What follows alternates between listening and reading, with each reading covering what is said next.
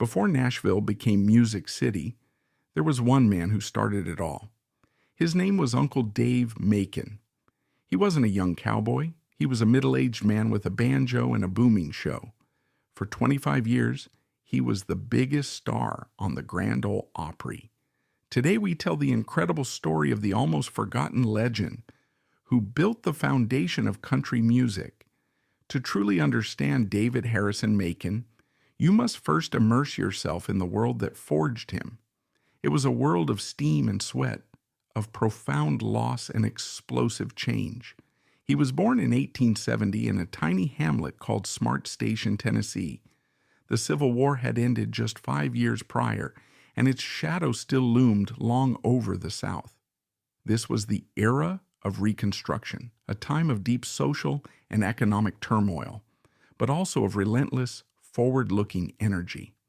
His father, John Macon, had been a captain in the Confederate Army, but he was no defeated planter clinging to a lost cause. He was an entrepreneur, a man of the New South who saw opportunity in the chaos. When Dave was just 13, his father made a fateful decision that would alter the course of his son's life. He moved the family from the countryside to the bustling, brawling heart of Nashville and bought the old Broadway Hotel. The Nashville of the 1880s was a gritty, vital, and profoundly chaotic city. It was a major river port, and the Cumberland River was its artery, pumping goods, people, and ideas through its core. The air was a thick stew of coal smoke from the steamboats, the smell of roasting peanuts from street vendors, the earthy tang of horse manure on cobblestone, and the scent of curing tobacco from nearby warehouses. It was a crossroads, a place where cotton farmers in muddy boots haggled with slick-talking politicians in starched collars, where riverboat gamblers played cards in smoky backrooms, while revivalist preachers called for repentance on street corners. And the old Broadway Hotel stood right in the center of this storm. It wasn't a genteel establishment for the city's elite. It was a boarding house, a bustling hub for a very specific and transient population, traveling entertainers. This was the golden age of the American roadshow, the era of the circus, the medicine show, and above all, vaudeville. Before radio, before movies, these traveling troupes were the primary source of entertainment for most of America. They were a motley collection of singers, dancers, acrobats, comedians, magicians, and musicians, and they all needed a place to stay. The old Broadway became their Nashville home. For a young, impressionable boy like Dave Macon, it was as if the circus had permanently set up camp in his own home. Every night was an education in showmanship. He wasn't out in some isolated Appalachian hollow, learning ancient ballads passed down by firelight. He was backstage, watching world-weary performers rehearse their acts, mend their costumes, and tune their instruments. He absorbed the rhythm of their lives, the precise timing of a punchline, the dramatic flair of a musical flourish. It was in this lively environment that he encountered the instrument that would define him, the banjo. The banjo story is the story of America in miniature. Born from West African lutes like the akonting, it was developed by enslaved peoples in the Caribbean and the American South. In the 19th century, this profoundly African-American instrument was appropriated by white performers in blackface minstrel shows, becoming the central sound of the nation's first and most problematic form of mass entertainment. By the 1880s, it had also found a place in more respectable parlor music. At the hotel, Dave saw it all. He saw it played in the raw, rhythmic minstrel style. He saw it played by trick performers who could spin it and toss it without missing a beat. He was particularly mesmerized by a performer named Joel Sweeney, a legendary figure often credited as one of the earliest white popularizers of the five-string banjo. The sheer energy, the percussive drive, the infectious joy of the instrument, it seized the boy's imagination. He begged his mother for a banjo, and she relented. The vaudevillians staying at the hotel became his impromptu teachers, showing him the flashy licks and intricate rhythms. Crucially, they taught him not just how to play notes, but how to sell a song, how to command a stage, how to grab an audience by the collar and make them listen. This education in the commercial, audience-focused world of vaudeville was the secret ingredient, the X factor that would one day separate him from thousands of other talented rural musicians. But this vibrant, magical chapter of his life came to an abrupt and brutal end.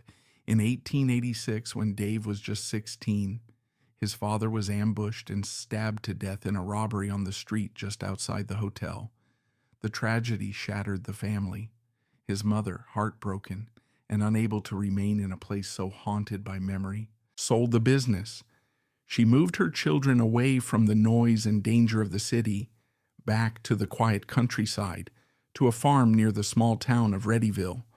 The bright lights of Nashville, the roar of the crowd, the backstage camaraderie of the vaudeville house, it all vanished. The dream of a life in show business, a dream he was just beginning to form, seemed to be over before it had even begun. For the next 34 years, David Harrison Macon would do what was expected of a man of his time and place.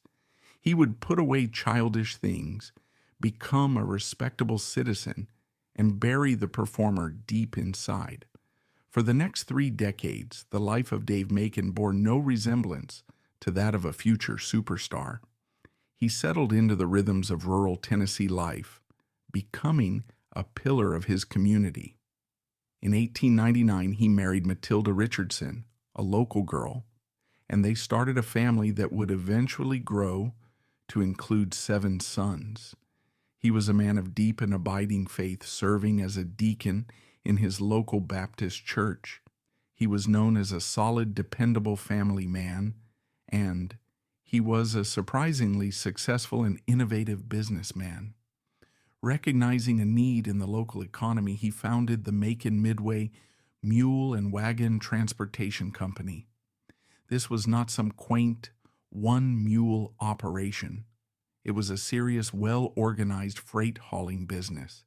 His chosen route was a rugged 14-mile stretch between the larger town of Murfreesboro, which had a railhead, and the more isolated town of Woodbury.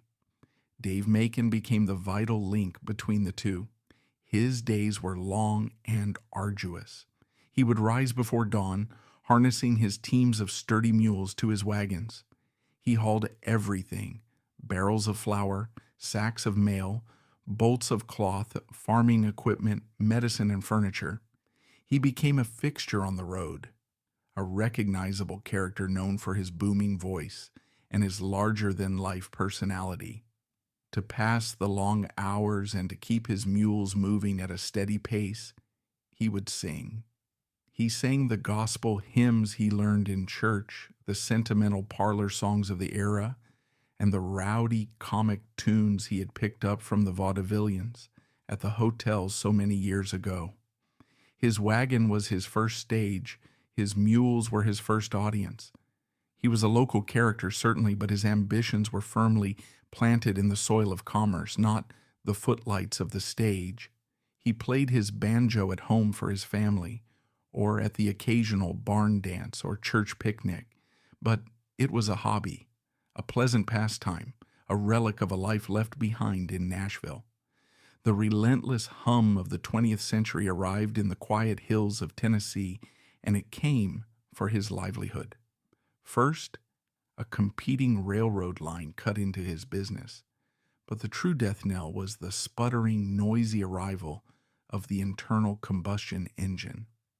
The first trucks began to appear on the local roads, unreliable and prone to breakdowns, but undeniably faster and more powerful than his mule teams. He was witnessing the end of an era. The way of life that had sustained rural America for centuries was being rendered obsolete, and his business was on the front lines of that change. By 1920, Dave Macon was 50 years old. His once thriving freight company was failing.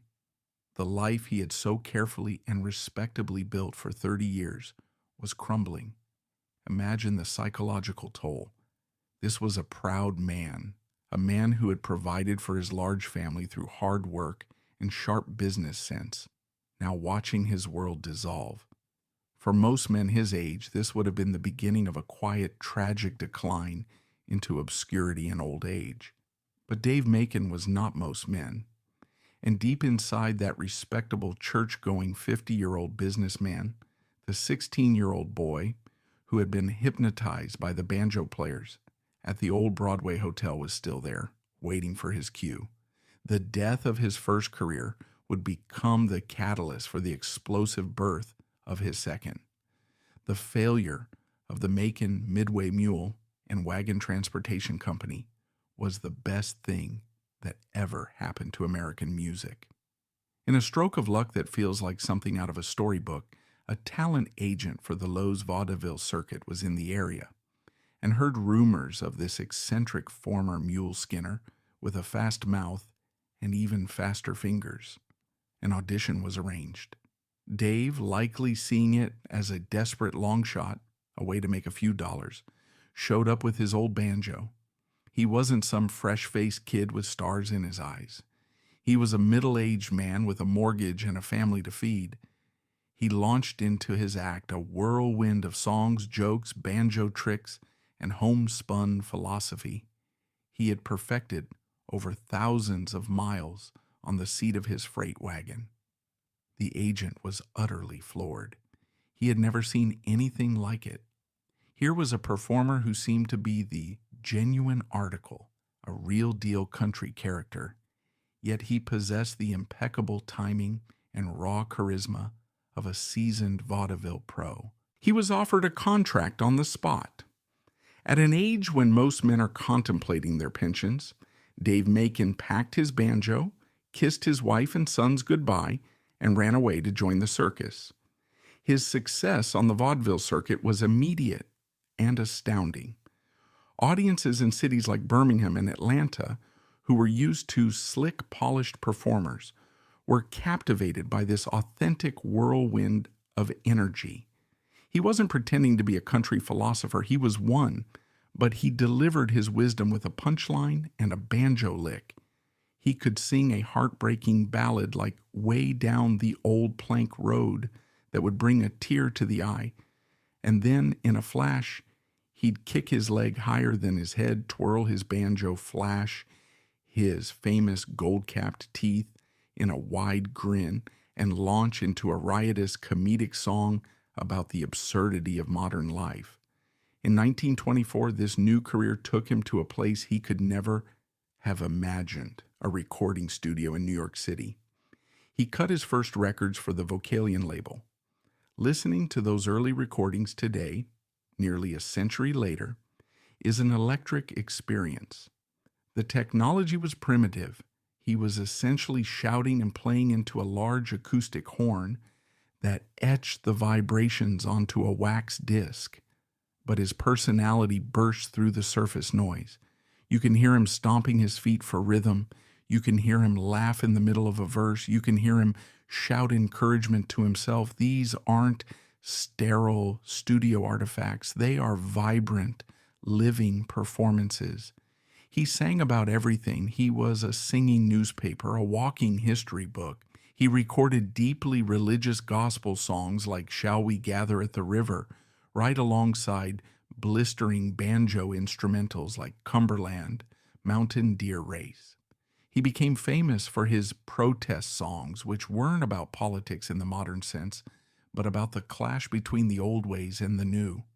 His famous song, From Earth to Heaven, wasn't about the afterlife. It was a hilarious blow-by-blow account of his frustrating attempt to use a newfangled telephone. He sang about the coming of the automobile in the motor car and the high price of pre-shrunk overalls in the all-go-hungry hash house. He was the voice of a generation of Americans grappling with a world that was changing faster than they could comprehend. He wasn't just an entertainer. He was a chronicler of his time. In 1925, a powerful new 50,000-watt radio station, WSM, We Shield Millions, the slogan of its parent insurance company, began broadcasting from Nashville. Its visionary station manager, an announcer named George D. Hay, who adopted the persona of the solemn old judge, had an idea. He wanted to create a radio show that showcased the authentic folk music of the rural South. He called it the WSM Barn Dance. Hay had heard Dave Macon's popular Vocalion records and knew he was exactly the kind of star he needed to build his show around. He sought him out and offered him a spot. On a November night in 1925, Dave Macon, now 55 years old, stepped up to the WSM microphone for the first time.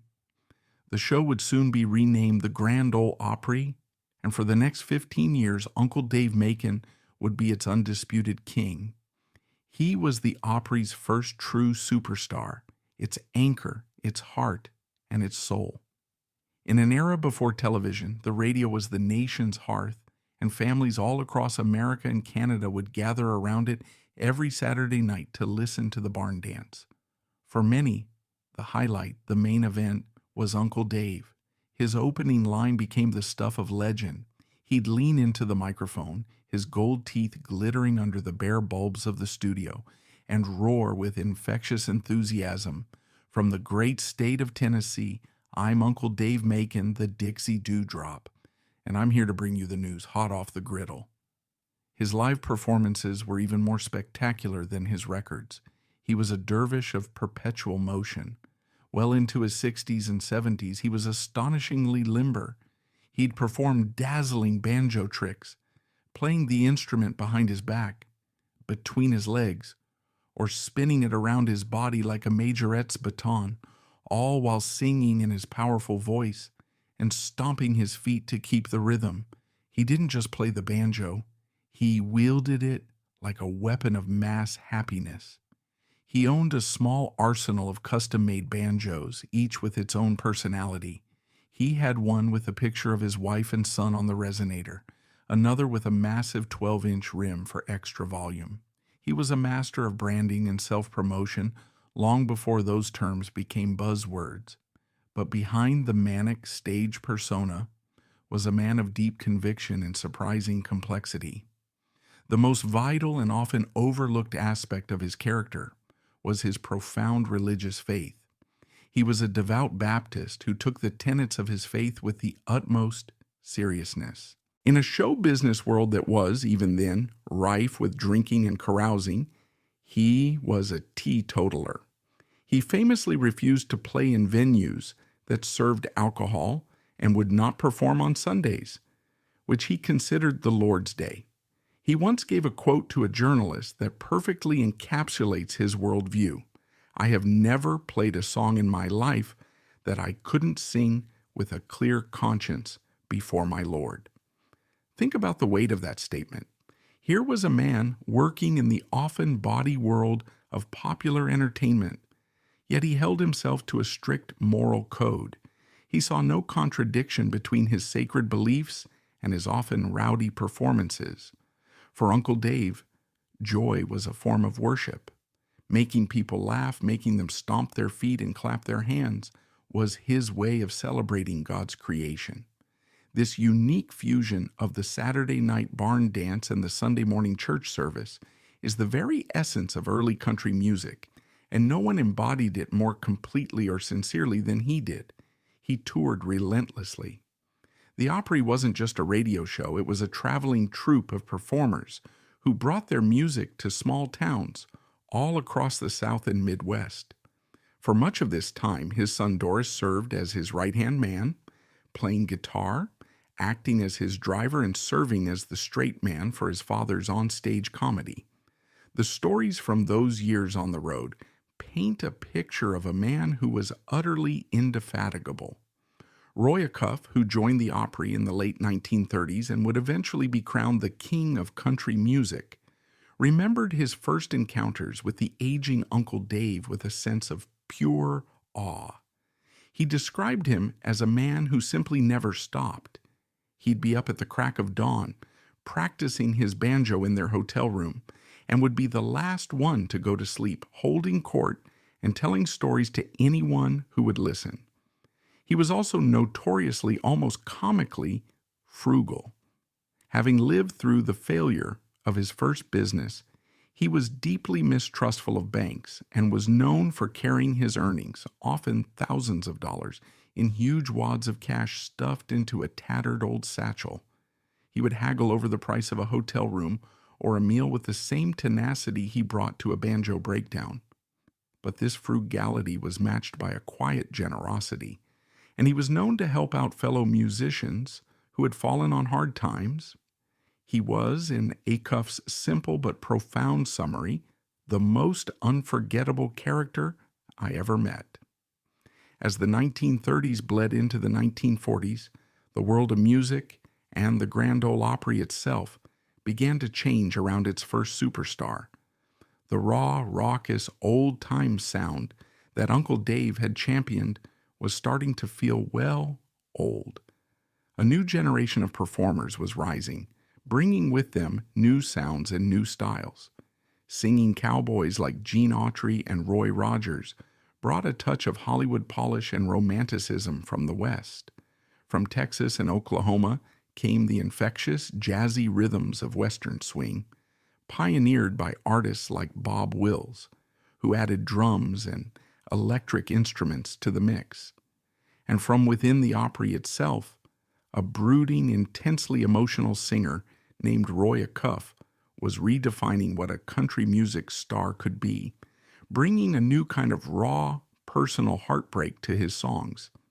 The Opry was evolving from a loose, informal barn dance into a highly professional, tightly formatted, and nationally broadcast institution. It moved from small studios to the Grand Ryman Auditorium. The show was becoming bigger, slicker, and more commercial. And Uncle Dave, with his chaotic energy, his sprawling, unpredictable repertoire of 19th century songs, and his refusal to be anything other than himself, began to seem like a beloved but slightly eccentric relic from a bygone era. He stubbornly refused to change with the times. He viewed the new electric guitars and pedal steels with suspicion. He had little patience for the slick, rehearsed arrangements that were becoming the norm.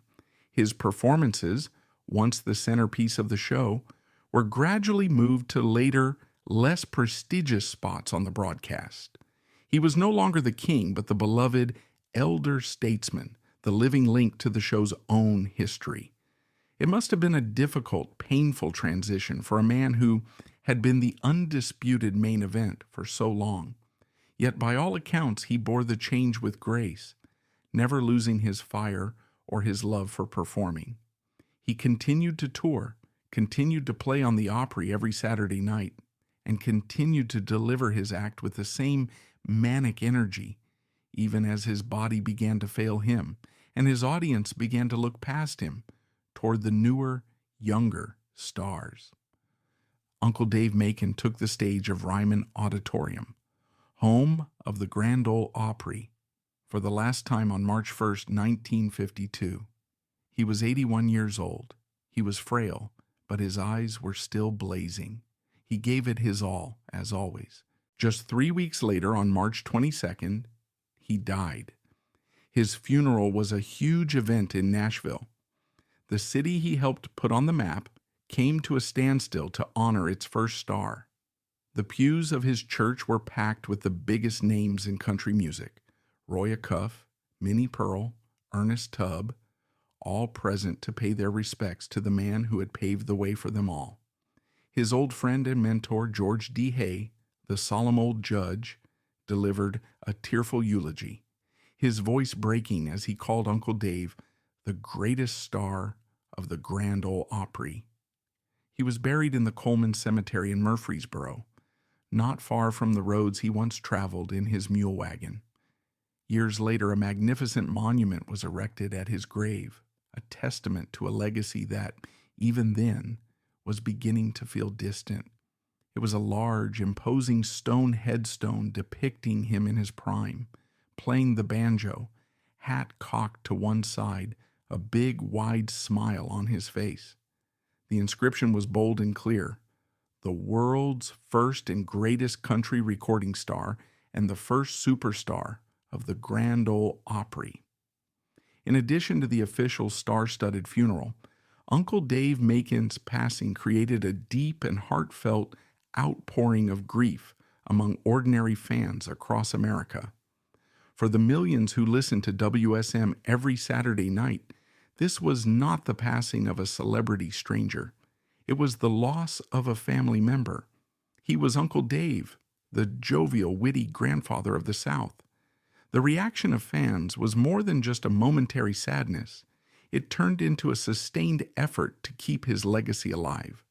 The monumental headstone was not just a work of the music industry, but was also fueled by the contributions and love of the community he served.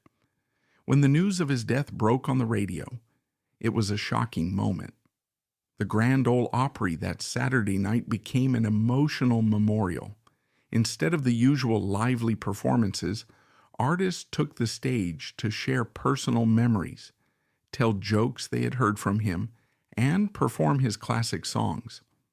The atmosphere in the Ryman Auditorium that night was not that of a concert, but that of a family gathering to remember their patriarch. Ultimately, his story is about more than music. It's about resilience. His banjo and stomping feet are the soul and foundation of the Grand Ole Opry, a joyous echo that reminds us of the courage to embrace life to the fullest.